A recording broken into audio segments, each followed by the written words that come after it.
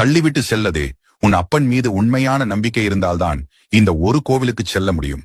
முருகனின் அறுபடை வீடுகளில் முதலாவது படை வீடு இதுவே. இங்கு மட்டுமே முருகனின் வேலுக்கு அபிஷேகம் நடைபெறும் என்ற அபூர்வ சிறப்பு உண்டு. இந்த தரிசனம் உங்களுக்கு கிடைத்திருந்தால் கமெண்டில் முருகன் சரணம் என்று சொல்லி வீடியோவை ஸ்கிப் செய்யாமல் கடைசி வரை பாருங்கள். சேனலையும் சப்ஸ்கிரைப் செய்யுங்கள். இந்த கோவில் இன்னொரு அதிசயத்தை மறைத்திருக்கிறது.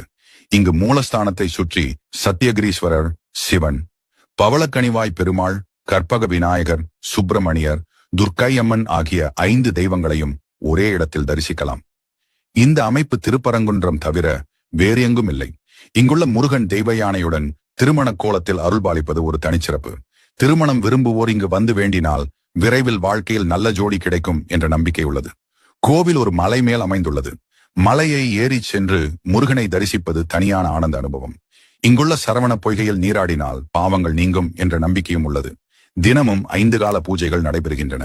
கந்த சஷ்டி விழா இங்கு மிகுந்த பக்தியுடன் கொண்டாடப்படுகிறது. திருமணம், குழந்தை பேறு, கல்வி, வேலை எதற்காக வேண்டுமானாலும் முருகனின் அருளை பெற இங்கு